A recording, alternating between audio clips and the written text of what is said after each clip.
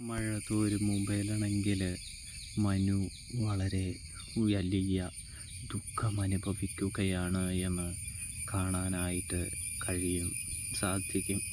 അത് വേറൊന്നുകൊണ്ടുമല്ല, അതായത് അലീന പോയതോടുകൂടി മനുവിന് നല്ല സങ്കടവും വിഷമവുമാകുന്നുണ്ട് എന്ന് കാണാൻ സാധിക്കുന്നുണ്ട്. മനുവാണെങ്കിൽ നല്ല രീതിയിൽ തന്നെ സങ്കടപ്പെടുകയാണ് എന്ന് കാണാം.